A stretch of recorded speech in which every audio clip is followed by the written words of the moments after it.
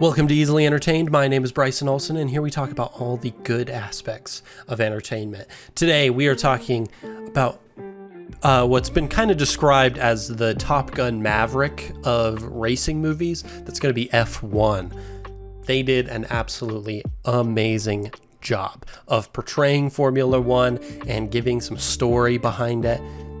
It was fantastic, so I have to talk about it, especially given contenders in kind of the racing subgenre of like Ford versus Ferrari and Gran Turismo. F1 really does stand out, and I want to talk about it, so let's dive in. Phenomenal talent, phenomenal, but he's young. You know what he lacks? Maturity. You plus him, boom, I got a team. So the kind of cool thing about F1 is the story it provides. And it's not too dissimilar from some of the stories already being told in Formula One or have been told in Formula One. Specifically, this one is the story of a character named Sonny Hayes.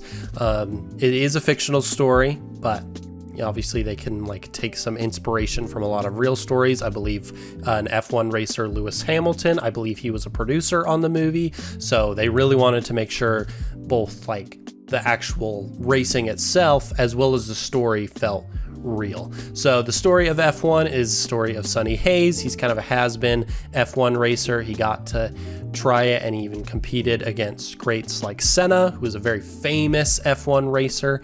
And he kind of gets the opportunity to come back and try again. He had an injury, and so he was doing a bunch of other racing kind of things just to try stuff out, to feel that adrenaline, to feel what he calls, I can't remember what he calls it, but like a moment where he just, everything goes away and he's just flying is how he describes it. And he chases that the whole movie, and it's awesome. And we eventually get it, and I think that's what is always so exciting about these kind of movies, where you feel the moment where they're just like, yes, this is right. This is where it all goes, and it's fantastic.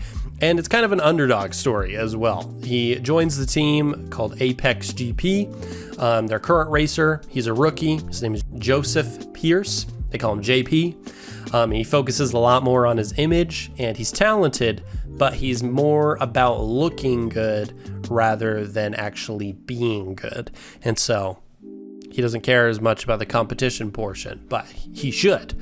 His manager and him, they're like, oh, it's all about the networking and social media stuff. And it's like, no, not really. To tell your story, you have to actually do it. Okay, you can't just be faking online like a bunch of influencers. You have to actually be doing the stuff to make it actually work. And so you kind of go through, they get what they call a shit box of an F1 car, and they have to find ways to modify it and to, like, within rules, but find a way to fix things so that they can use stuff to their advantage. They create new fins so that they can utilize the drafts coming off of the people that are ahead of them, because they keep starting in last. They learn to work more as a team.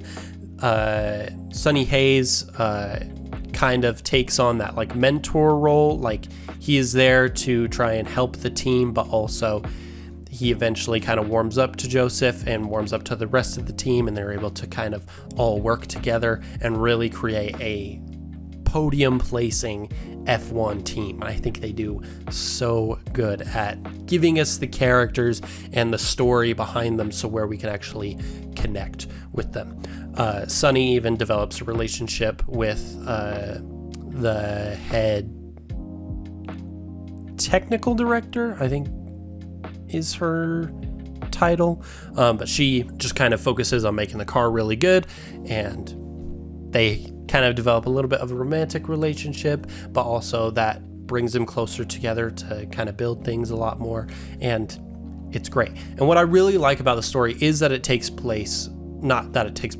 inspiration from the new way F1 and other racing leagues have been going in real life. Kind of before, it was just more about the racing. But as with a lot of sports, as of recently, we want to see more of the faces behind them. You want to get connected with them and know the drivers personally. It's why you see a lot more of them appearing as celebrities on other forms of media, whether it's news or talk shows or movies or whatever. They are trying to create more connection with the people behind these, just like they can do with some other sports like soccer or basketball or football.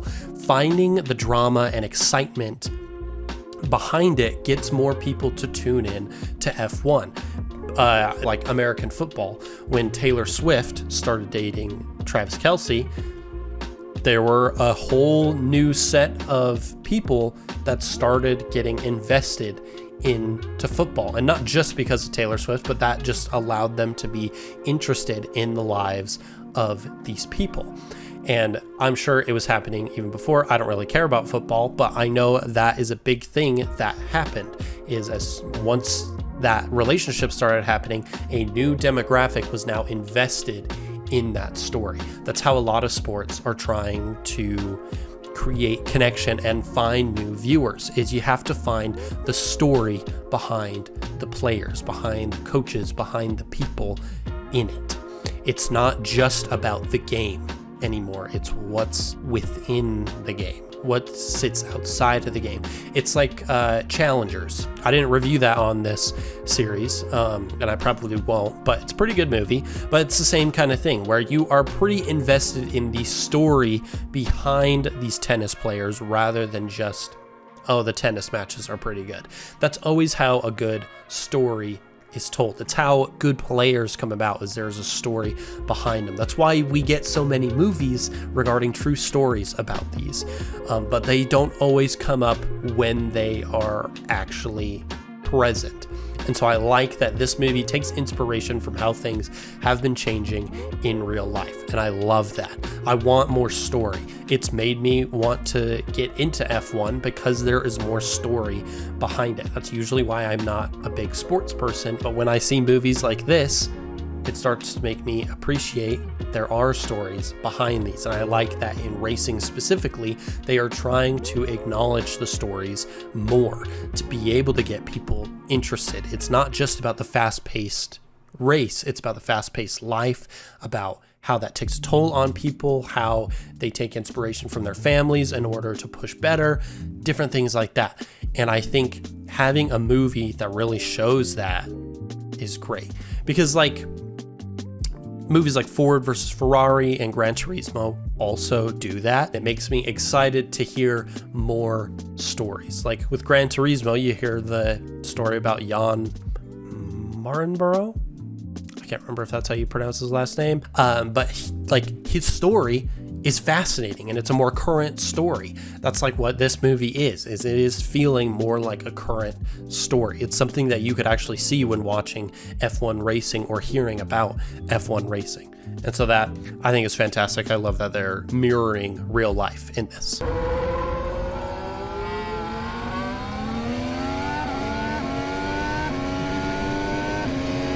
So speaking of mirroring real life, I love how this genre in particular just does so good with sound design and music choices. And it's not just F1. F1 does it fantastic too. But really, like, especially in recent years, like Ford versus Ferrari and Gran Turismo, they do so good at amazing sound design and amazing music selection. Whether it's licensed or original soundtrack, they do so good. And I think a lot of it comes from how a viewer experiences a race. You hear the power of the engine. There's the speed of the wind whooshing by. Whether you're in the cockpit or you're on the sidelines, you hear it and you feel it as they whoosh by. It just hits you like a brick. Not like literally, but it suddenly hits you how powerful these things are. And when they decide to cut out the sound, it is perfect. It's that perfect moment that everyone knows, where you're in the zone and can just let loose. You have it in Ford versus Ferrari, when Ken has the perfect lap where the music kind of slows down a little bit. You don't hear the sounds of the car as much. It's just going. It's like that flying moment that they talk about in F1. And that same moment is when the same kind of thing happens here, when silence just goes. You just kind of get to float. It's not about the power. It's not about who's around you. It's that peaceful moment where everything is just going right. And it's so good. And I love it. But even in the moments where the silence is not there, where you're actually having a lot of sound, obviously these things are kind of loud, but they do it in a way that still feels impactful. It's not just noise in speakers. It is noise with a purpose. Okay, what is the point of every sound? Okay, when the technician in the pit accidentally drops part of a drill, you have that kind of harder hitting sound. Like you could just have like the sound of it dropping, but you got to make it mean something. You got to have the loud metal sound and then the car running over it and that kind of sound of a tire when it goes over something that doesn't feel very right. That is something that sound really adds to, where it is just amplifying those little moments. Obviously for some drama, but in the moment, like if you're ever in a moment of something and you hear a sound that doesn't sound right, like say you're driving your car and you hear a sound that doesn't sound right at first, it feels louder and more impactful than when you check it out later, because the emotions are high, the reaction time is really quick, so you can't like actually process it for a moment. And that's what these kind of movies try to replicate, is they want the sound to feel impactful. And when you're up close and personal with the cars, you get all the engine noises, you get the radio static from connecting with their team, you get the kind of rattling of different things because you're going so fast, you have the wind whooshing by like I said before, you have the tires rolling or screeching, you have the brakes hitting, like you're noticing every little detail, but all of that adds up into something that feels real. It feels like you're actually there as part of the race. And that, like I said in the story part, that is what they are trying to do with this movie, is they are trying to replicate real life and just dramatize it a little bit more. And that's what I think just is so exciting about these kind of movies, is the fact that they are drawing from real life and just trying to push it over the edge just a little bit. It doesn't have to be like super out there like how Fast and the Furious is. That is like way too dramatized. But you don't want it exactly real life where it's like a documentary. Like sometimes those could be really interesting, but also sometimes you need the dramatization and excitement of the story. So you have to know that middle balance with it. And I think a good way to kind of hit that middle balance especially is with the music, particularly with Sonny Hayes' character. You see, the first time you see him, he's wearing headphones and kind of just chilling. I can't remember if he's chilling in an ice bath the first time we see him, or if it's if he's getting ready. He is getting ready because it's like right before a NASCAR race. He has some headphones on and he's kind of just vibing. It's very similar to like Jan in Gran Turismo, where music is a really big part of who they are or just how they get in the zone. And throughout the movie, you get little bits of music, whether the headphones are on or not, that really support the characters' growth and their journeys. And I feel like especially with the dynamic Sonny and JP have in this movie, you kind of have to have the music there to help develop that a little bit more.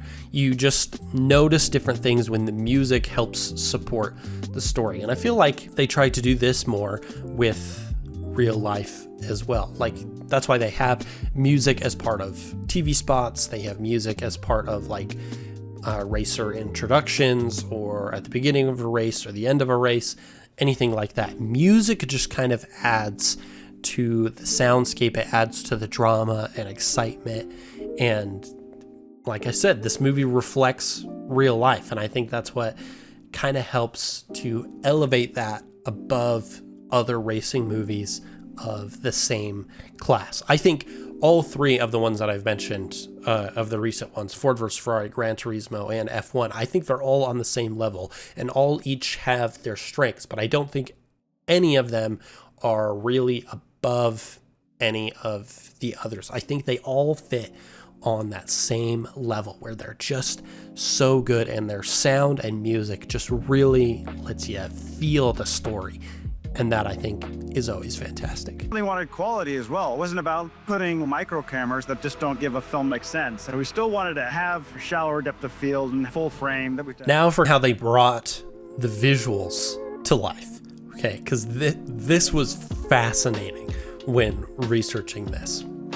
There are a couple things that they did very uniquely. Like, obviously, you have your normal filming, cinematography type stuff, which was fantastic. I love their compositions, their use of color, and the fact that they were, I believe, mostly in Europe for like where most of the stuff was being run. It allowed for kind of some overcast, which kind of washes out some colors a lot more. And so you don't always get that dramatic shadows, except when you're at races, whether it's by natural light or the race lights. That's when things are really dramatic. But when they're kind of taking a step back, trying to compose themselves, figure out what they want, you get more light where there aren't as dramatic shadows. And I love that kind of cinematography where it really supports the story and follows along with it too. It's not just, oh, we're going to use the same kind of lighting the entire time. No, like if we're going to be stepping back, okay, we're going to make the lighting step back a little bit. Are we going to make it dramatic? Okay, well, we need dramatic lighting. And that is perfect. That is exciting in and of itself. The cinematography, fantastic. So good. But how they filmed a lot of the racing, because if you obviously didn't know, F1, like a car obviously has to be so much weight to really keep the aerodynamics. You can't really add anything on top of it. So when you're filming it, that becomes a bit of a problem. How do we maintain the speed and power of F1 without compromising that speed and power? And they've had some awesome ways to figure it out. One thing that I really liked is just how they get like a lot of like the aerial footage or like typical broadcast camera type footage. The way they did it was just using the real F1 races. I believe it was part of 2023 and 2024 where they went out and just filmed a real F1 races. They obviously got permission from them to do so, and they coordinated with the broadcasters there and kind of intercepted their broadcast footage before it was compressed and sent out to the stations, and they took that raw footage and got the permission to use that so that they could have so many angles of the tracks, anything they really needed for the movie, which is so cool. So a lot of it is real F1 racing, but then they have some invisible CGI, similar like to how Top Gun Maverick did a lot of it. And a lot of it is real, is they reskinned things, like they reskinned it in post. So if they needed an angle and they're like, okay, we need the Apex GP car to be overtaking this person, okay, they're gonna VFX over it so it's still the real shot. It is just tweaked so that that car looks like the Apex GP car, which is so cool. I love that they're able to do that, and that just makes it feel more real, because there are some, specifically I think Gran Turismo more falls into it, there is more CGI in that one. But I love when you can actually have the real thing. It just feels more impactful, it feels more exciting, and I think that's great. With F1, they also used like a modified F2 car with cameras in it, and they like modified different cameras, which is so cool. And they were actually in real F1 races sometimes like just after practice, they would have 15 minutes, they put their car on the track and they film a bunch of stuff. And then I believe occasionally they were actually in some of the races. They put them in the back and they were actually racing with real F1 drivers. And in some scenarios, like announcers were actually talking about Apex GP as if it was a real team, and some fans didn't even really know, but that was how dedicated to the realism they were with this, is they were trying to use it as if it was a real F1 race. They were basically just on the scene for all of it, which is so awesome. I love that they're able to do that. But in terms of technology for filming the cars, ooh, those are so cool. They came up with one called, they nicknamed it the Sony Carmen, and it was attached to the car, kind of like just outside the cockpit. And it was a modified Sony cinema camera, and then it could swivel. They could control it remotely, and it could swivel, so you could have it focused on the person, you could swivel and have it focused on the car in front of them or behind them, and that was super cool. And the fact that it could be attached to the car just allowed them to maintain that like kind of speed and seeing that. But sometimes that doesn't always work, because that is going to affect the aerodynamics, because you actually have something on the outside of the car that's hitting it. So how do they get footage of like different perspectives from the car, from the helmets in the car? How do they attach cameras to other cars without compromising the logistics of F1 racing? They used iPhone cameras, which is so cool. The movie was produced by Apple Studios, so it kind of makes sense that they used iPhone cameras to kind of help this, but they took the sensor out of an iPhone and like modified it and built it into cars and the helmets so that they could reduce the added weight and not decrease aerodynamics. So that is super cool. I don't feel like we always see a lot of innovation like these kind of things, and it may not necessarily be innovation, but it is figuring out ways to solve a problem that doesn't already have a solution. They have to think about it, and they have to get tricky and find little intricate ways in order to get the shots that they achieve. And that is what I love about filmmaking like this, and about racing movies in particular. I feel like it kind of pushes them to have to experiment and try different things in order to get the kind of shots they want. And I think just the way they filmed it, the sound and music design and editing and their acting and their story, it's just what I think puts F1 above so many other movies in its class. And I think they just did fantastic. I love it. If you haven't seen it, I'm sorry, I've definitely spoiled a lot of it for you, I feel like, but it is fantastic. And so let's talk about our rating for F1. If you don't know our easily entertained rating scale, from least to best, it is garbage, once is fine, right mood, quotable, go to, and all day, every day. And I've only seen F1 once, but I'm sure when it comes out, either on streaming or on DVD, it's probably going to be an all day, every day for me. Right now, it might be a go-to, just because I've only seen it the once, but I can't stop thinking about it because it is pretty good. You know, I just keep thinking about the little things about it, which is just amazing. You know, all the details, so good. So that probably puts it at an all day, every day for me. That's where we're going to put it at now. If you have a different rating, if you've seen F1, let me know down in the comments below. I'd love to know your thoughts. But that is it for this episode of Easily Entertained. If you enjoyed, please leave a like and subscribe so you can be notified of all new episodes whenever they're released every Tuesday. It's always a great time. And if you have any suggestions for future media, movies, TV shows, video games, books, anything that you'd like to hear me talk about on the show, comment those down below as well. But until next time, bye!